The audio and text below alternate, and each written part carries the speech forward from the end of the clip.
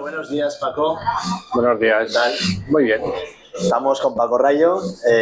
Vamos a hablar sobre tu padre. Perfecto. Hemos venido hasta la Magdalena. Hemos perdido un zapato en el trayecto. Yo he perdido un zapato. He llegado sordo de un pie hasta el Gallo, el bar El Gallo. Y bueno, pues ha sido como muy surrealista, un principio muy surrealista. Bueno, ya sabes que es un término que es muy manido, lo del surrealismo, ¿no? Sí. Y lo emplea mucha gente, ¿no? Y a lo mejor no saben lo que significa, pero es como lo de Kafka, ¿no? Kafkiano, pues eso, es muy manido, ¿no? Yo lo calificaría más de dadaísta, porque tenía más de performance. Es verdad, ¿sabes? sí. Pero bueno, está bien, ¿no? Pensar en un barrio que de repente todos se quitan un zapato y empiezan a andar. Sí. Estaría muy bien. Es más una performance. Sí, es algo dadaísta, una actitud postista, casi. Sí, porque los dadaístas son los que realmente inventan las performances hace más de 100 años, ¿no? Sí. ¿Qué le parecía el surrealismo, por cierto, y el dadaísmo a tu padre? Bueno, mi padre, el figurativo, todo lo que era el mundo figurativo, desde el clásico a lo más actual, o todo lo que es el mundo abstracto, le tenía respeto y le interesaba. Sobre todo, primaba mucho porque sabía distinguir lo que es la calidad, ¿no? La calidad, ¿no? Cuando una obra tiene calidad o no tiene calidad. Esto también nos va a pasar mucho. Sí. La verdad es que... Esto también es otra performance, ¿no? La próxima vez lo editamos. Unas palabras. Bueno, vamos a ver, Francisco Rayo, Paco Rayo también le llama Paco. Sí, mira, Paco, porque yo eso... Mi padre se llama Francisco Rayo Laoz y yo hice un pacto con él, digo, tú quédate con Francisco Rayo Laoz y yo me quedo con Paco Rayo, porque siendo artistas los dos era complicado, ¿no? Saber quién era quién, aunque yo estaba en otro mundo mucho más progresista, digamos, en el arte, y él estaba en un mundo más figurativo, más clásico, ¿no? A partir de la autobiografía que se publicó en Rolde, que me parece fabulosa, vamos a hacer una entrevista. Entonces, Francisco Rayo nace en Alcañiz, vive en Francia brevemente. Sí, un año. Un año, y la infancia ya la pasa en Zaragoza. Sí. Y realmente él se siente zaragozano por los cuatro costados, como si fuera de aquí. Sí. En realidad, hay algunos historiadores que lo clasifican como un alcañizano, o un zaragozano alcañizano. ¿Sabes? Un zaragozano alcañizano. Porque realmente, si piensas que él a los 6 meses de nacer, en el año 24, se va con sus padres a Clermont-Ferrand, en Francia, a labores del campo, y más o menos sobre el año y medio, a lo mejor cerca ya de los 2 años, es cuando se asienta en Zaragoza y ya no se mueve hasta el 2007, que llega la hora de su muerte, ¿no? Él siempre trabajó y vivió en la ciudad de Zaragoza, una ciudad que quería y amaba intensamente. Y ojo, porque es de los pocos artistas que yo creo que se puede decir que sí que funcionó en ser profeta en su tierra, porque tuvo mucho trabajo y mucho respeto por las instituciones le respetaban mucho y le querían mucho también. Sí. Bueno, mi padre era un hombre muy trabajador, trabajaba constantemente, muchas horas al día, era muy disciplinado, y hay una cosa que me gustaría resaltar. Cuando abre el taller en el año 50, en plena posguerra, para vivir de la escultura es casi una heroicidad, ¿no? Entonces, él ha vivido toda la vida de la escultura. No hizo otra cosa más que escultura, aunque le tuviera que trabajar arte funerario, sí, que es lo que había en los años 50, 60, arte religioso, porque después de la guerra civil muchos altares se habían quemado o destruido durante la contienda, y claro, luego cuando en los años 60, él siempre tiene una obra personal también en cada periodo, pero en los años 60, cuando el desarrollismo con el mundo de la industria del plástico recurren a él, porque en el fondo todo es volumetría, ¿sabes? Sí. Por ejemplo, por decir 2 detalles, los perritos esos que movían la cabeza en los coches, los modelos eran de mi padre, ¿sabes? O el muñequito de Conguitos. Ah, sí. El cuadritos Yo lo tuve. de goma, ¿no? Qué bueno. Entonces, eso es volumetría y eso lo hacen los escultores, ¿no? Fíjate que... O sea, de los escultores, mucha gente no sabe que para un vaso tiene que haber alguien detrás que haga el volumen, luego los moldes, todas estas cosas, ¿no? Y bueno, pues en los años ya 50 empieza a tener encargos importantes de altares, sobre todo altares, altares tres fundamentales, el de Fortanete, la Puebla de Híjar y el de Gargallo, en alabastro y madera, unos en alabastro, otros alabastros y madera, y bueno, quizá la obra más que más nombre le da en la ciudad ya es a finales de los 60, que son las musas del teatro principal. Eso es maravilloso. Que eso le... Sí. Tiene un reconocimiento público en la ciudad. Sí, además que paseas por el coso y la verdad es que la vista de las musas es impresionante. A mí siempre me han llamado mucho la atención, antes de saber que las había hecho tu padre. Sí. Ya estaba enamorado de esas musas yo. Bueno, problemas técnicos.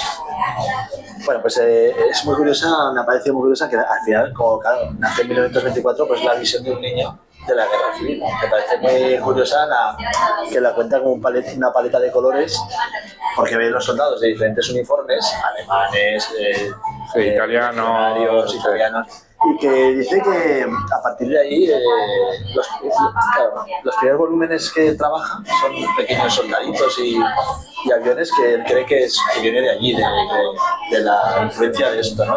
¿Te contó alguna vez algo de la guerra?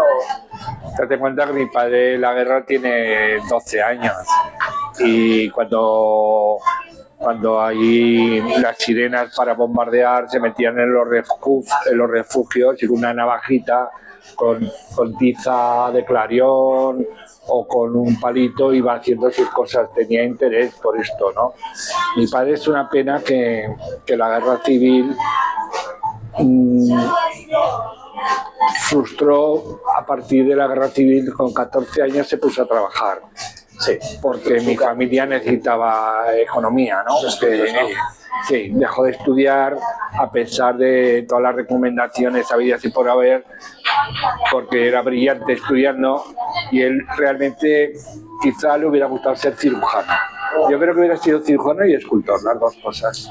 Y lo de cirujano, yo lo hablé con él algunas veces y precisamente en la guerra civil, cuando él iba al colegio Costa, allí se convirtió en un hospital, creo que era el hospital de los italianos, creo recordar, y el colegio lo pasaron a lo que es la antigua Facultad de Medicina, actual Paraninfo, ¿no?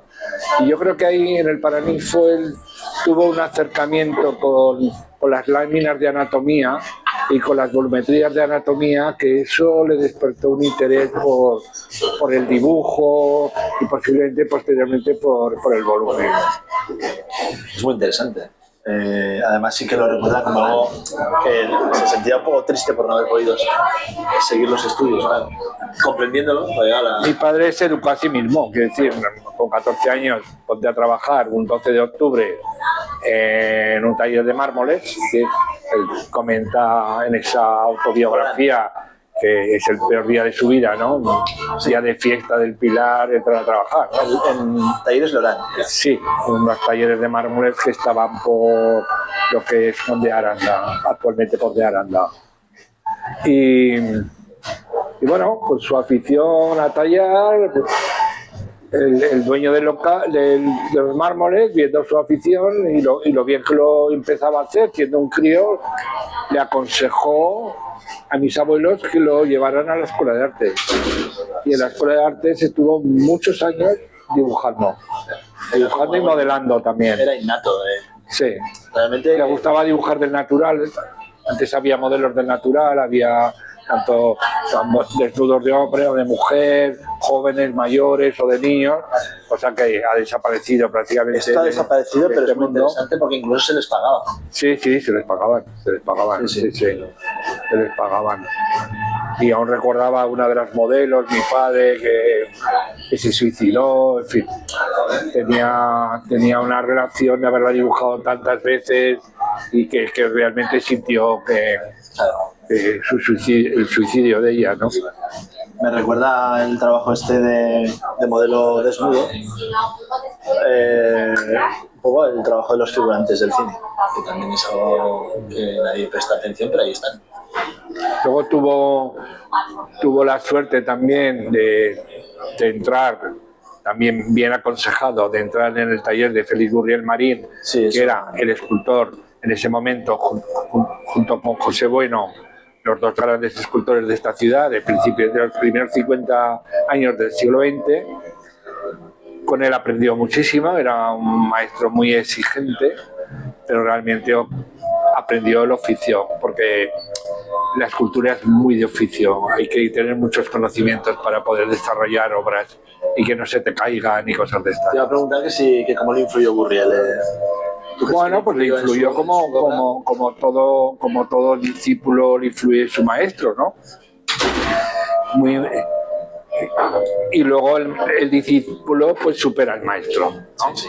Sí, El oficio, a lo mejor. el oficio y luego la propia personalidad y la propia evolución de la propia vida, ¿no? No es lo mismo el Félix Gurriel, que en los años 20 está en París formándose y trabajando a sueldo de los grandes escultores franceses, como Landowski, que es el escultor que hizo el Sagrado Corazón de Río de Janeiro, o Bordel, ¿no? Que junto con Rodin y Bordel, ¿no? Entonces es un hombre que tenía el oficio, tenía un sueldo, vivía muy bien en París, se lo pasaba estupendamente, era muy amigo de Fullita, del pintor, iban a fiestas, en fin. Pero tuvo que venir a la ciudad porque murió su padre. Y ya se tuvo que establecer aquí, ¿no? Pero él tenía todo ese bagaje aprendido por su maestro, que era Matei Nurria, y los maestros franceses. Ese conocimiento lo transmite a mi padre. Entonces, estilísticamente, en los comienzos sí que tiene incluso influencias de Gurriel, pero cada vez se va separando más. Cuando habla de la época de aprendiz en los talleres Loran, lamenta que haya desaparecido la figura del aprendiz como principio del oficio, porque dice que luego hay poca continuidad en lo que se... Bueno, esos aprendices que entraban con 12, 13, 14 años, que no tenían sueldos, ¿no? Tenían una propina, que no había seguridad social, todas estas cosas. Todo eso ha cambiado, ¿no? Obviamente. ¿Y qué le parecería la manera actual de estudiar arte? Porque claro, la figura del aprendiz era muy sacrificada, pero al final le creaba oficio. Sí, era muy sacrificada, pero también te estaban dando una formación gratuita. Es decir, sí, la parte académica te la estaba dando el maestro. Tampoco tenías unas responsabilidades inmensas a la hora de acometer ciertas obras, ¿no? Era más la mirada, ¿no? Viendo trabajar a un gran maestro es aprender y viendo manejar las herramientas. Mi padre lamentaba eso porque realmente había en estas épocas incluso grandes maestros, los discípulos le pagaban a los maestros, le pagaban porque los acogieran en el taller. Sí. Entrar de gratis no era tan fácil. Mi padre estuvo con Gurriel 6 años, con Félix Gurriel, acometiendo grandes obras con él, como recuerdo que me contaba lo del monumento al ahorro, ahí en la Plaza Aragón, arriba, lo que era el edificio de Ibercaja. Sí. Y bueno, pues eso, ¿no? Todo eso te da mucha garantía y seguridad, ¿no? ¿Cómo recibieron los padres, tus abuelos, los padres de Francisco Rayo, que se dedicaran? Pues bueno, en principio mis abuelos con una mentalidad muy casi del siglo XIX, ¿no? Pues eso de artista es como ser algo, yo qué sé, como ser un delincuente, ¿no? Un vagabundo o algo así, ¿no? Entonces, claro, esa figura no estaba muy bien vista, pero claro, mis abuelos, cuando mi padre entregaba el sueldo en casa, lo del arte le traía así cuidado, ¿sabes? Es decir, si su hijo se dedicaba a hacer unas cosas que le gustaba y encima percibía un dinero, pues bueno. Sí. El servicio militar obligatorio lo cuenta como algo que le interrumpió el trabajo, pero claro, también cuenta que sobrevive gracias al dibujo. Sí, vamos a ver, este servicio militar obligatorio que fueron casi, no llegó a 3 años, pero 2 años y mucho, destinado en alta montaña, pues le tocó perseguir a los maquis a caballo, es decir, ciertas cosas que eran periodos históricos de que estaban sucediendo el tema de los maquis, ¿no? Pero a él no le gustaba mucho este mundo de salir a perseguir a nadie y entonces hizo todo lo posible por digamos, cultivarse para quedarse en la oficina, ¿no? Debido a que él era un buen dibujante, pues con topografía, luego empezó a escribir a máquina, corrigió la ortografía, en fin, se dedicó más a ser, digamos, el ayudante de ciertos militares con poder, ¿no? O mandos, digamos, más que poder, mandos, ¿no? Y bueno, eso le permitió, pues, conocer también a José Beulas, el pintor. Como sus padres tenían una economía muy precaria, ¿no? Y al estar el hijo también fuera y no percibir un dinero, pues mi padre tenía que buscarse la vida y hacía retratos, grababa unos anillos, sí, escribía cartas a las novias porque había mucho analfabetismo, ¿no? Y claro, pues por eso se ganaba unas perrillas, unas pesetas que, como él dice, era para las meriendas, ¿no? O para ir a bailar, ¿no? Sí, sí, pero mi padre era muy bailongo, ¿eh? Me gustaba mucho. Dice que iba por el Paseo de Independencia, pero que no se podía quitar el jersey. Esto es muy gracioso, que lo dice en la autobiografía. Sí, sí. Había muchas salas de baile en Zaragoza, ahora pues... Sí, no, aparte que él bailaba claqué. Bueno, le encantaba bailar y el claqué especialmente le encantaba. Madre mía. Sí. Se puede hablar de los 27 años cuando empieza a recibir encargos y habla que la restauración de templos es muy importante ser también, aparte de artista, ser carpintero. Bueno, es lo que hablábamos un poco antes, ¿no? Cuando la guerra civil ha destruido muchos altares y muchas yexerías en iglesias y muchas cosas, pues es demandado como profesional para, pues eso, para reconstruir manos, caras. Que hay que ser albañil, dorador, sí. Hay que ser todo. Y cuando vas un poco por ahí fuera tienes que tener conocimientos de todo. Sí. Es como que estudió mucho, o sea, es como... Yo me acuerdo que Leonardo da Vinci estaba toda la vida estudiando, decía. Entonces, como que tu padre, más que... En algún momento de la autobiografía dice, tampoco puedes ir de artista. O sea, quiere decir que lo consideraba un trabajo y un oficio de estudiar siempre y aprender siempre. Es que lo que ha sido la historia del arte siempre ha sido así, quiere decir... El estudio permanente y la superación a la hora de trabajar y sobre todo del conocimiento y de técnicas y cosas son los que han dado resultados maravillosos de obras, ¿no? Entonces, el ir de artista es un concepto como de la modernidad, del siglo XX, ¿no? Sin trabajar, ¿no? Sin trabajarlo antes. No, ya no tienes formación, haces otras cosas, te dedicas a hacer performance, cosas que no necesitas, digamos, una formación académica y tener unos conocimientos técnicos, ¿no? También aparecen nuevos materiales, aparecen nuevas cosas. Hemos hablado que se sentía zaragozano, pero hay un momento de la autobiografía que hay una expresión colectiva en Alcañiz y se dice que a lo mejor al principio recibió un poco de rechazo de su propia tierra. Bueno, pero eso es muy de joven, ¿eh?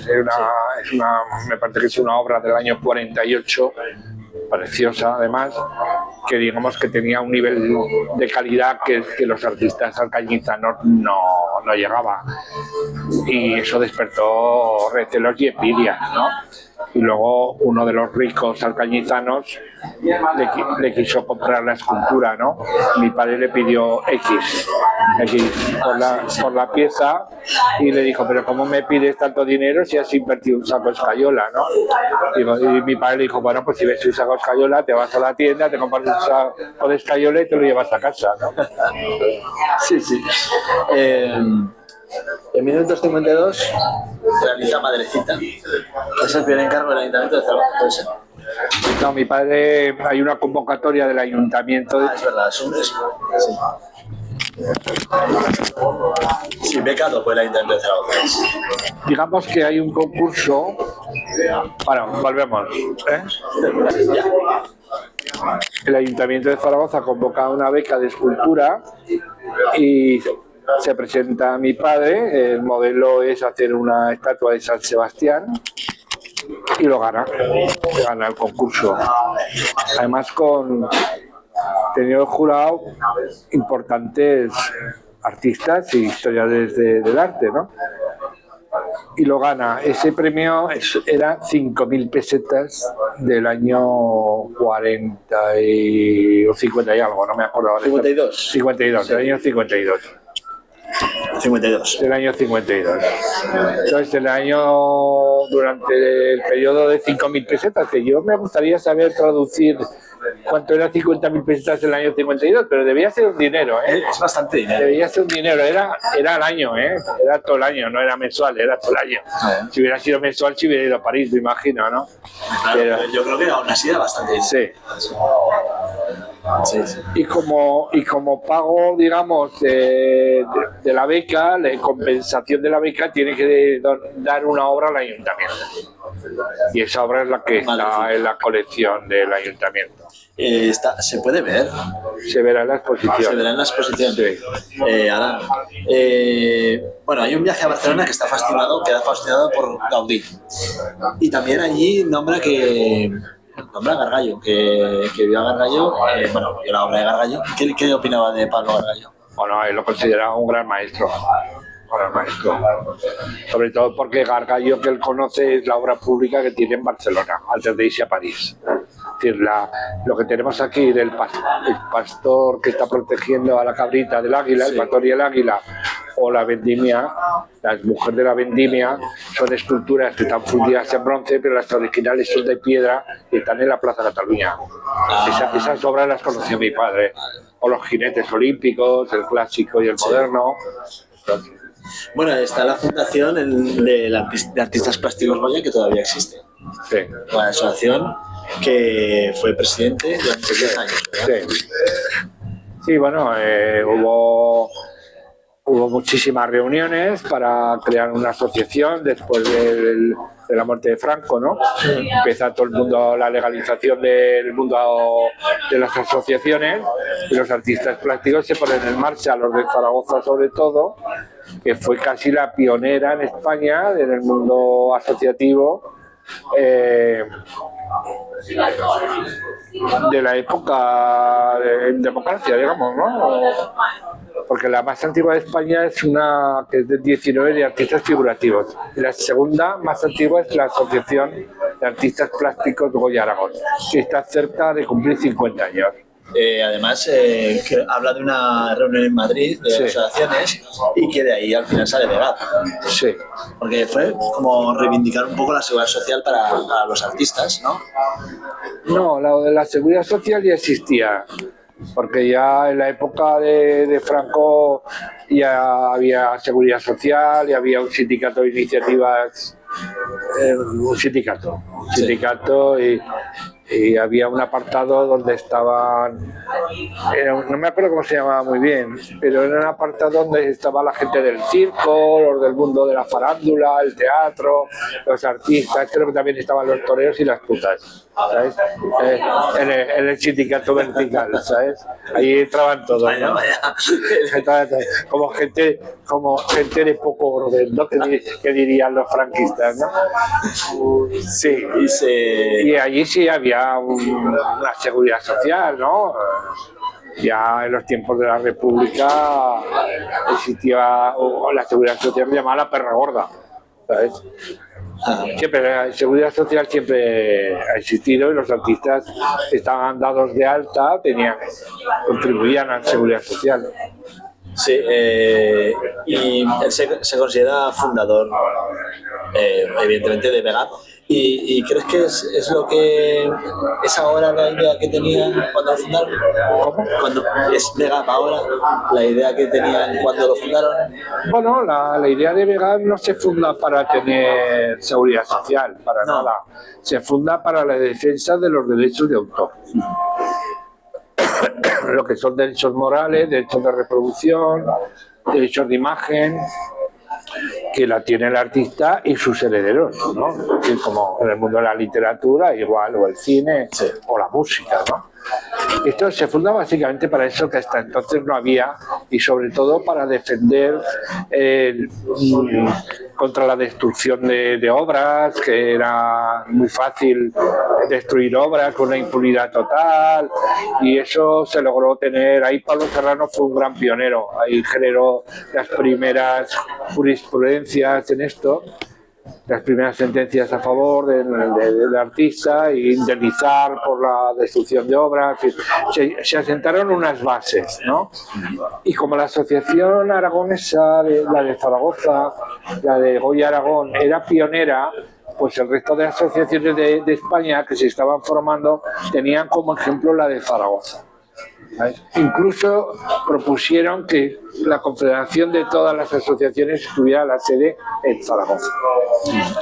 Pero mi padre se negó porque se negó siendo presidente, él y la junta directiva, porque además mi padre, siendo presidente, fue todo a través de junta directiva. Todas las decisiones eran junta directiva, democráticamente, ¿no? Se negó porque era muchísimo trabajo, porque no tenían medios, porque significaba casi montar una asociación con gente a sueldo, ¿no? Por lo menos, no sé, un secretario, un tesorero, alguien que... 2 o 3 personas, ¿no? De todas estas reuniones asociativas que se hacían en Madrid, en Zaragoza o en Barcelona, pues surgió lo de Vegap. Y como mi padre era el presidente de una asociación pionera, estuvo en la fundación de Vegap. Años más tarde se lee un manifiesto en Zaragoza donde viene Mariscal, viene Antonio López García, viene Rafael Casamada, Foncuberta, es decir, una serie de Gordillo, una serie de artistas que se llaman Manifiesto Zaragoza, que se lee y se firma en el Paraninfo. Todavía queda esa reminiscencia de Zaragoza dentro del mundo del arte a nivel nacional, y entre los firmantes está el que era actual presidente de ese momento de los artistas Goya Aragón, que era Rudy, y mi padre como fundador de la primera asociación. ¿Sabes? Es muy importante la representación que vino era de grandes maestros, y bueno, ahí están, ¿no? Tanto a Rudy como a mi padre con ellos. Mi padre era muy querido dentro del mundo del arte a nivel nacional.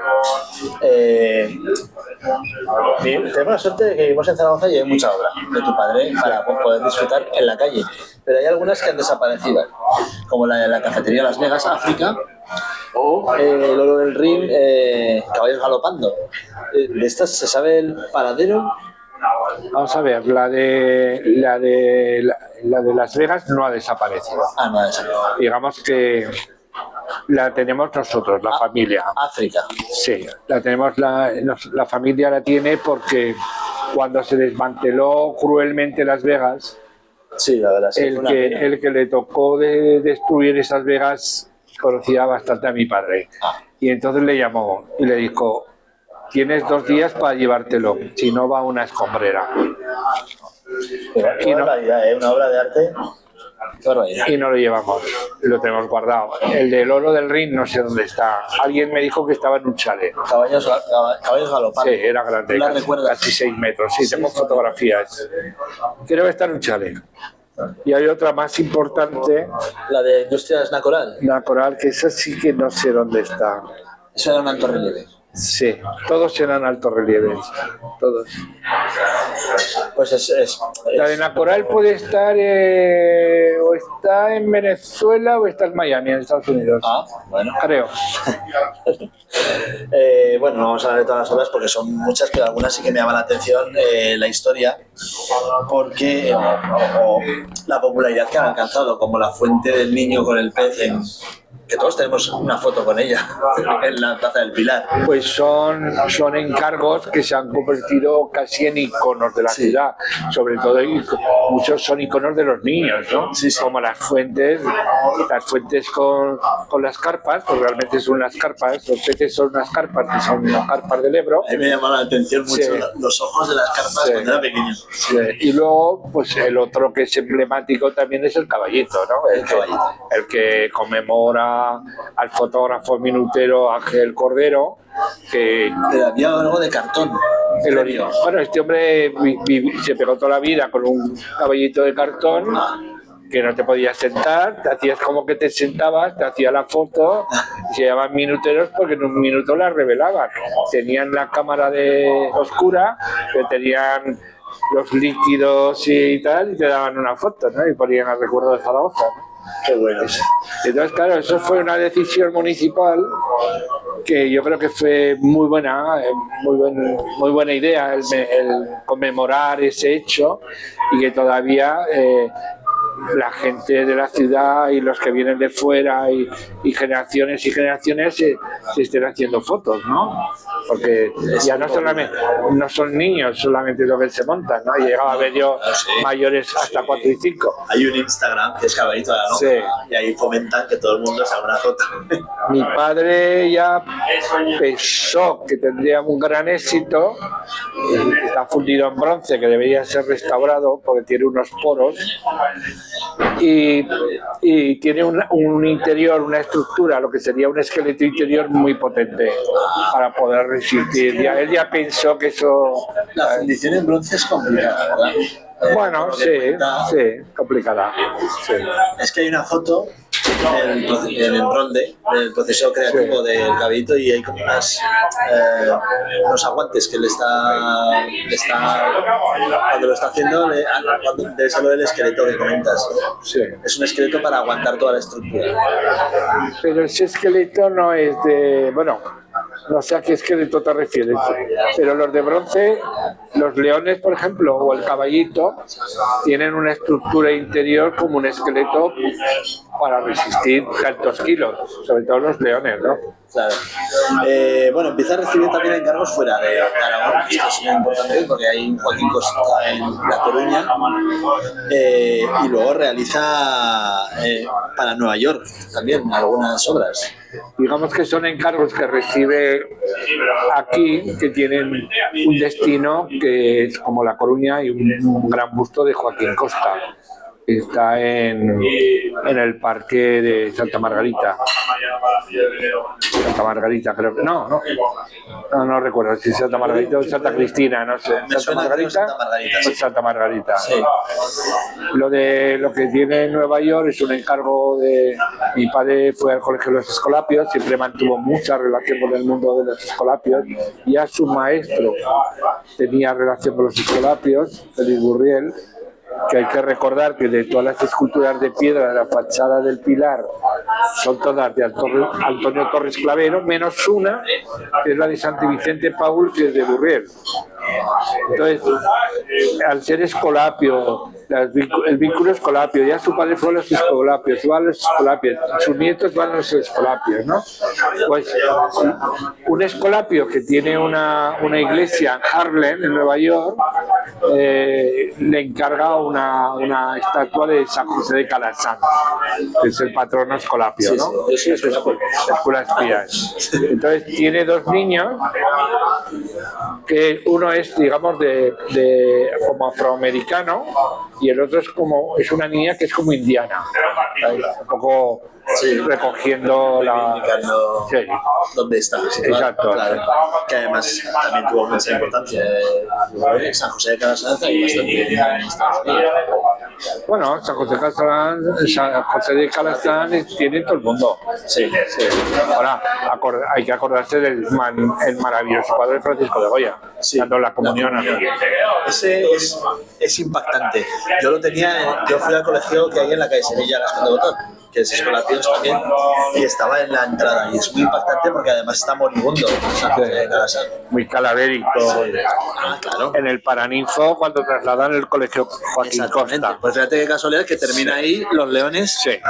Es que los leones son de unas dimensiones tan grandes. Si la gente lo viera en el suelo, se quedaría impresionado. ¿Cuánto es? Porque mira, de hocico a rabo son 4,5 metros. Madre mía. Y de alzada son 3,5. Ojo. Es decir, de uña para arriba son 3,5. Y tenemos que pensar que están a 7 metros de altura. Este proyecto, que es un proyecto que elabora con José Manuel Pérez Latorre, el arquitecto, lo que más les preocupa a los dos es dar con las proporciones adecuadas. Porque claro, hay que pensar que está en un espacio brutal. Claro. Un espacio tan inmenso que se podían quedar gigantescos o se podían quedar enanos. Entonces hicieron montones de pruebas y pruebas y pruebas, ¿sabes? De alturas, de pedestales, de todo, con el puente a escala, hicieron fotografías. Es decir, cuando llegaron a la conclusión que la escala es la que tiene actualmente y la altura del pedestal que tiene más de 7 metros, es decir, que estamos viendo los leones en la parte superior tienen 10,5 metros de altura. ¿Ves? Madre mía. Es impresionante. Cuando llegaron a esa conclusión de que esta era la escala, y no se confundieron porque funcionan maravillosamente. Yo siempre digo que aquí en la ciudad hay 2 esculturas grandes que funcionan muy bien. Una es la de la Plaza de los Enlaces, que es el sol, el sol del Moncayo, que tiene un espacio inmenso, ¿sabes? Que funciona perfecto de proporciones, y otras son los leones. Sí. Funcionan las dos de maravilla. Sí. ¿Sabes? Es verdad. Además hizo 3 escalas, ¿no? Antes. Sí. Los iba haciendo a escala mayor. Esa es una de las cosas que te da el oficio, el haber adquirido ese oficio del maestro. ¿Y por qué? Porque tú no puedes pasar directamente a una escala. Si funciona en una escala pequeña, ¿sabes? Haces una escala intermedia, luego haces otra intermedia y luego haces el grande. Porque los pasos de escala a escala también se pueden desproporcionar las cosas. Claro. Pero si tú lo vas haciendo poco a poco de escalas, si de 10 centímetros lo pasas a 30 y tantos, de 30 y tantos a 1,5 metros, y de 1,5 metros a 3, las correcciones se pueden hacer para que la obra final esté absolutamente perfecta. ¿Sabes? Y eso es oficio. Claro. Eso no lo sabe hacer más que el oficio. Ahora es otra cosa, el mundo está cambiado. Sí, sí. Hace poco me contaban que uno de los grandes escultores de estos de cabezas enormes lleva una modelo, la escanean y me dice al pelo a 3 metros. Es decir, eso es lo que me conta también, me lo ha contado en la entrevista Antonio López, precisamente, que ahora es... Pero claro... No, Antonio López no, ¿eh? No, que me lo ha contado, que lo hace. O sea, de Antonio no lo hace. No, Antonio no lo hace, pero hay otros que lo hacen. Y dice, claro... Y me dice en la entrevista, si esto le vale al artista, pues le vale, pero a mí no me valdría. Claro. Bueno, yo creo que los conceptos de arte a través de la historia también han existido las fábricas de artistas, ¿no? Sí. Entonces, en estos momentos, igual que todos conocemos de una manera contemporánea la fábrica de Andy Warhol, ¿no? Pues también están las fábricas de ciertos artistas, como Kiefer y como otros, o como de Jaume Plensa, ¿no? Entonces, claro, Jaume Plensa en estos momentos tiene encargos de todo el mundo, es un hombre muy reconocido como artista, yo le tengo respeto, y bueno, yo no tengo nada que decir si se lleva una modelo coreana a un sitio y le escanean la cabeza y la hacen a 3 metros, ¿no? En poliespan, y luego ese poliespan lo mandan a China y le hacen el mármol. ¿A ti como artista no qué sé. te parece? A mí me parece bien, a mí lo que me interesa es el resultado final de las cosas. Y estamos en otro mundo, ¿no? Tampoco tenemos que estar aquí menos artesano, mirándonos el ombligo. Quizá la artesanía en estos momentos va desapareciendo, pero porque las nuevas tecnologías son las nuevas artesanías. Joder, visto así, claro. Es que claro, es curioso, todo evoluciona, ¿no? Esto es un punto de vista muy curioso y muy moderno. Claro, es que las nuevas tecnologías son las nuevas. Esto es como cambiando de tercio un poco. Esto es como cuando el desarrollismo industrial, ¿no? Sí. Hoy se va a acabar el mundo, ¿no? El mecanismo, el no sé qué, ¿no? Bueno, pues esto es una nueva revolución. Y ese mecanismo industrial tuvo que adaptarse a unos artesanos, a hacer piezas. Y ahora esos nuevos artesanos son las nuevas tecnologías. Sí. Y si las nuevas tecnologías te facilitan resolver cosas, Claro. porque la idea principal es la del artista. Y si el hecho conceptual de elegir una modelo ya conlleva un hecho artístico, Sí, claro. con lo cual es un acto conceptual de la obra, ¿no? Y al final el resultado es el que habla por el artista. Claro, el resultado. Y si luego tú tienes la facilidad que la tecnología te lo puede hacer al tamaño que quieras, ¿sabes? Y luego tienes todavía unos artesanos en China que te lo pueden reproducir al tamaño que quieras. Claro, pero fíjate el trabajo que llevó tu padre a hacer los leones, a ese tamaño. Es que mi padre, Ese trabajo ahora si es- mi padre ¿está? se lo encargan ahora, igual se estaría planteando lo mismo que yo me pienso. Puede ser, No sé, claro. ¿sabes? Sí, sí. Quiere decir que... Puede ser, puede ser. También tiene una gran escultura en madera en la iglesia de Santa Rita de los agustinos. Sí. Bueno, da la casualidad que estaba al lado de la casa de mi madre y la he visitado mucho. Siempre me ha llamado mucho la atención porque son 350 metros. ¿Eh? 350 metros. Sí. de- Es que el problema de las proporciones que hemos hablado antes de los leones es que en escultura las proporciones son también fundamentales. Si tú ahora, por ejemplo, cuando visitas el Museo Nacional de Escultura de Valladolid, que es el equivalente al Prado en pintura, es maravilloso. Tú estás viendo una escultura de Berruguete a la altura de los ojos, cuando Berruguete la ha hecho para verla a 20 metros. ¿Sabes? Entonces, esas esculturas tienen sus deformidades y tienen sus expresiones para verlas en altura. ¿Sabes? Entonces, vuelvo a lo mismo, ¿no? Las proporciones son importantes. La iglesia de los agustinos es grande, Es muy grande. muy grande, muy grande. Tiene unas dimensiones grandes. Tiene una mesa altar y un Cristo que son preciosos, que son de Juan de Ávalos. Sí, que lo nombra en la Y la pieza de la derecha, no sé, hay una virgen a la derecha que no sé de quién es. También lo nombra en el... Pero la de la izquierda había un hueco y mi padre un día visitando la iglesia se encontró con el párroco y tal, le dice, aquí os falta una virgen, ¿sabes? Y así surgió el encargo, que es decir, que a veces por puro azar, ¿no? Y creo que es una de las vírgenes más bellas de mi padre, porque es una mujer muy hermosa, muy serena, es como muy humana, es muy poco espiritual humana, ¿no? No es una cosa de divinidad. Es más humana que Es otras más humana que sí. divina, ¿no? Y luego tiene un niño en los brazos, que es un niño, pues eso, igual. La madre es una madre y una hija, punto. Es una madre y una hija convertida en una virgen y el niño, ¿no? Sí. Eso en la obra religiosa de mi padre es muy constante. La humanidad. La humanidad, sí. Humanizar la... Desacralización, podría ser. No, digamos de humanizar la santidad. Humanizar la santidad. Sí. Qué buena frase. Bueno, trabajó madera, mármol, alabastros, piedras areniscas, piedra caliza, escayola, arcilla, bronces, trabajó todo. Pero ¿había algún material que prefiriera tu padre? Bueno, a él le gustaba mucho la madera. La madera la aprendió muy bien con Félix Gurriel. Y luego todo lo que son las piedras y alabastro lo aprendió con los talleres donde se formó, ¿no? No, No había una preferencia. no, porque le gustaba igual trabajar el mármol de Bélgica que el mármol de Italia, el Carrara, las piedras duras, no sé. Depende del encargo, depende de dónde quería desarrollar la obra. Yo a veces cuando viajaba por ahí, pues me acuerdo que le traje de Lanzarote, allí hay ladrillos de lava. ¡Jo, qué bueno! El ladrillo de lava, ¿no? Que hacen para construcciones. Y me eché un ladrillo a la maleta, ¿no? Que los de la frontera flipaban, ¿no? No, que yo soy artista y tal, ¿no? Ahí. Me pasó también en Malta. En Malta, que hay una piedra que es como dorada. Y también, casi tengo problemas en la frontera, ¿eh? Pero bueno, esas cosas yo se las regalaba a mi padre. Y él le daba igual, esto es una lava volcánica, quiere decir que también es complicado trabajar la lava volcánica, ¿no? Pero conoces el oficio, puedes hacerlo.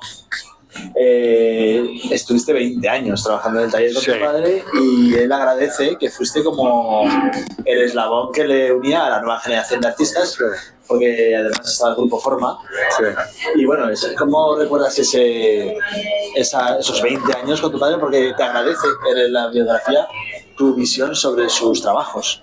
Sí, bueno, mi padre decía que yo era la persona más dura y crítica con su obra. ¿Sabes? Pero bueno, yo creo que también él se daba cuenta, ¿no? De que había un mundo que cambiaba y un mundo diferente y un pensamiento diferente, ¿no? Yo siempre me llevé muy bien con mi padre, le quise muchísimo, estuve 20 años con él porque fue un fracaso escolar y me echaron de los dominicos. Mi padre se cogió así un mosqueo, me llevó a un psiquiatra, me hizo unos psicotest técnicos y dijo, oiga, se ha confundido de colegio. Su hijo tiene capacidad para estudiar lo que quiera. Entonces yo pues empecé a ir a la escuela de artes, conocí a los del grupo Forma, me metí en un grupo que fue la vanguardia más absoluta de los 70, poco superada todavía. Y bueno, pues sí, hicimos viajes con mi padre también, con los Forma. Bueno, le dimos una nueva posibilidad. Una nueva visión. Visiones, sobre todo porque él tiene declaraciones, que yo no he hecho abstracto porque no lo siento, ¿sabes? No porque no lo sepa hacer. Pero intentó trabajar. Hizo algunas cosas, pero no lo sentía, se veía como falso, ¿sabes? Y entonces él fue muy consecuente con su vida. Claro. Y en estos momentos, pues no, esa consecuencia está considerado como uno de los escultores más importantes de la segunda mitad del siglo XX, a nivel de esta ciudad, por supuesto, y a nivel nacional. Cada vez tiene más prestigio y reconocimiento. Sí, cada día más. Claro, igual en vida no supo lo que llegaría a ser, a lo mejor. Sí, yo creo que sí, yo creo que lo intuyó. ¿Lo intuyó? Sí, porque cuando uno ya se va haciendo mayor y tienes, por ejemplo, en la ciudad tienes un montón de obra, que mi padre todavía se le reconoce permanentemente en los medios de comunicación, los concursos de televisión, de radio, siempre salen cosas de mi padre, ¿no? Mi padre siempre fue un hombre muy querido. Él era muy, muy amable, hablaba con todo el mundo, no tenía ningún problema, se llevaba bien con todo el mundo, ¿no? No le interesaban ni los cotilleos, ni le interesaba nada, ¿no? Le interesaba el tema de trabajo, las relaciones personales y que cada uno con sus miserias se quedara personalmente cada uno con las suyas, ¿no? Pero no, mi padre es un hombre muy querido y cuando murió el entierro fue enorme, acudió mucha gente, ¿no? Se hizo los medios de comunicación, tanto El País como el ABC, El Mundo, a nivel nacional, Televisión Española, y en Aragón, por supuesto, ¿no? Y fue un bonito detalle también que el ayuntamiento pusiera un crisol negro a uno de los leones con las escaleras de los bomberos, y que la otra pieza también emblemática, religiosa, que es la de el paso que procesiona en Alcañiz, de Jesús atado a la columna, que popularmente se le conoce como la atleta, ¿sabes? Pues también en esa Semana Santa salió con un brazalete negro en el brazo, ¿no? Qué bueno. Sí. Él vivió y vio que tenía repercusión su obra y reconocimiento. De hecho, se autorretrata en La Casa de los Morlanes. Sí. Esa es una de las últimas obras que realiza, ¿no? Bueno, mi padre recibe el encargo de restaurar todas las yeserías de los Morlanes, que estuvo 1 año y medio, pero había 2 ventanales que faltaban. Eso es. Y esos 2 ventanales, a través de historiadores, llegaron a la conclusión que era la construcción del Templo de Salomón y el otro era David venciendo a Goliat. A partir de eso, en la construcción del Templo de Salomón, todos los personajes que hay son retratos de todos los que estuvieron trabajando con él. Qué bueno. Restauradores, albañiles, gente, ¿no? Que Burriel también a él lo saca. Sí. Burriel lo retrata en la Confederación Hidrográfica del Ebro. Bueno, eso también significa mucho, ¿no? Esa relación maestro-discípulo, ¿no? Esa empatía que tenía con mi padre. Realmente Burriel venía al taller a visitar a mi padre y mi padre iba a visitarlo. Yo también iba mucho porque me encantaba, porque era un abuelito que contaba unas historietas de París que yo me partía el culo de risa con él. Que es muy divertido, ¿no? Y volviendo a la Casa de los Morlanes. A la Casa de los Morlanes, bueno, pues ese sentido también ya de clásico, ¿no? De cómo llegado a una edad, una maestría y tal, pues muy normal que los escultores se autorretraten en ciertas obras, ¿no? Sí, sí. Por ejemplo, en el altar mayor del aseo está retratado Damián Forment y su hija, sí, que era la que le ayudaba, ¿no? Y entonces aquí en uno de los ventanales, que creo que es el último, ya cerca de la Filmoteca, está el retrato de él en un círculo y el retrato de José María Ruiz de Temiño, que es el arquitecto que restaura los Morlanes. Y hay un momento en el que, bueno, hizo pocas exposiciones individuales, pero porque dice que él es escultor de encargo y no de exposiciones. Sí, claro, es que para hacer una exposición necesitas tiempo. Si ese tiempo lo tienes ocupado haciendo obras, trabajando obras de encargo, pues difícil, ¿no? Entonces, para hacer una exposición igual se la tenía que programar, tener una fecha fija, tener esa... que sabe que dentro de 2 años o 3 va a exponer y haciendo obra, ir haciendo obra. Bueno, entonces ya, ¿qué vamos a ver en la exposición del centenario? Pues mira, la exposición... ¿Cuándo va a ser? En la exposición del centenario, que se inaugurará el día 19 de septiembre en el Museo Pablo Gargallo, vamos a ver unas 32 obras de la obra más personal de él. Digamos lo que yo defino como el autoencargo. Ya que él se define como un escultor de encargos, él también se autoencarga la obra más personal para poderla hacer, ¿no? Y bueno, pues 32 obras porque no las salas de exposiciones temporales del Museo Pablo Gargallo no son muy grandes, no tengo ganas de llenarlas de cosas, entonces va a ser una exposición como muy diseñada, muy pensada, donde están solamente los desnudos desde el año 44 hasta el 2007. ¿Desnudos? Sí, solamente desnudos. Ajá. Solamente desnudos. Porque claro, el problema de mi padre es los retratos, la obra religiosa y la obra pública podría llenar la lonja. De ahí me puedo mover a mover grúas y esto es una locura. Quiero decir, claro. Yo prefiero más sacar la obra más personal, la menos conocida, la que él exponía, él cuando hacía exposiciones exponía estas cosas, y una sección muy buena donde vamos a ver obras de bronce, vamos a ver obras de madera, diferentes maderas, sobre todo de ébano. Qué bueno. Vamos a ver alabastros aragoneses y alabastros italianos, que son diferentes. Vamos a ver piedras calizas, piedras areniscas y algún yeso. Vaya lujo, ¿no? Alguna escayola. Porque es algo que no ha visto la gente de tu padre. Porque esta exposición tenía que haber venido a Zaragoza en el 2008. No esta, otra, sobre los desnudos, que es cuando se hace la exposición del 2008 de los desnudos al año de su muerte, que se expone en el Museo de Teruel y en Alcañiz, su ciudad natal. Y en Zaragoza tenía que haber venido al Museo Camões Aznar, pero el Museo Camões Aznar estaba en obras para la conmemoración de la Expo 2008. Entonces no llegó a Zaragoza y se desvió a Huesca, al Villahermosa, al Palacio Villahermosa.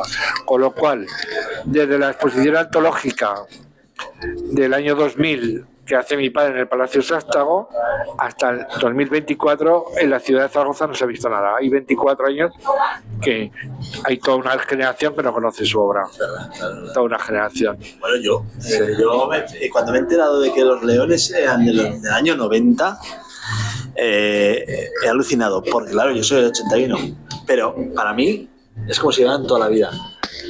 Y yo creo que a todo el mundo le pasa, porque es como, yo creo que eso es lo que lo referíamos antes de que funcionan bien. Eso es como cuando las cosas se integran, Sí. se mimetizan con la ciudad, parece que son, yo qué sé, que las hicieron en el siglo XIX, en el XVIII, ¿no?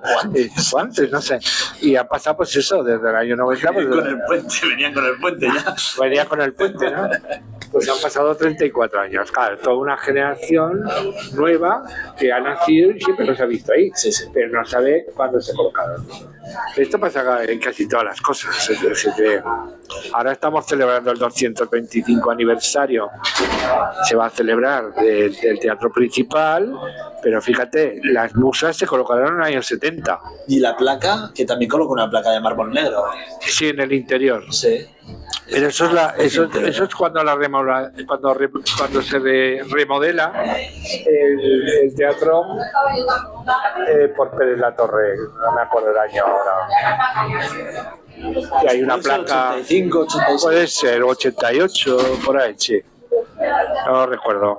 Una placa muy bonita que tiene una máscara, además. Sí, tiene una máscara griega, es de mármol, una cinta, una guirnalda con, creo que lleva laurel y algo más, no me acuerdo ahora exactamente tampoco. Y eso es de un mármol de Yugoslavia. Mármol negro, el mármol negro. No, el mármol negro es Bélgica, de Bélgica.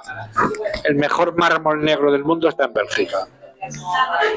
El mejor mármol blanco del mundo está en Italia, en Carrara. Pero el segundo mejor estaba en Yugoslavia.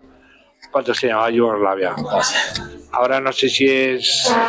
no sé qué parte es. ¿Dónde están las canteras? La desconozco. Sí, es muy bonita, sí. Bueno, pues nada, muchas gracias. Espero que vaya mucha gente, que irá mucha gente a la exposición. Sí. No, mi padre ¿Cómo va a estar? va a estar, ya se empezó a hacer unos prolegómenos con unas visitas guiadas que las hace Gozarte, Sí. está enseñando la obra pública, y luego la exposición va a durar del 19 de septiembre al 5 de enero. Bueno, pues tenemos tiempo. Son 3 meses largos. Ir otra vez y volver. Sí. Pues también vamos a hacer 3 mesas de debate. Sí, una gente que lo conoció muy de cerca o que trabajó con él o tuvo mucha relación, que digamos que va en torno hacia el perfil del artista, su personalidad, su forma de ser, ¿no? Otra que será sobre la obra pública y la otra que será sobre la exposición, sobre los desnudos. Pues pinta muy bien todo. Esperemos que Muy sea un bien. éxito. Pues muchas gracias a vosotros. Espero que Chao. salga bien.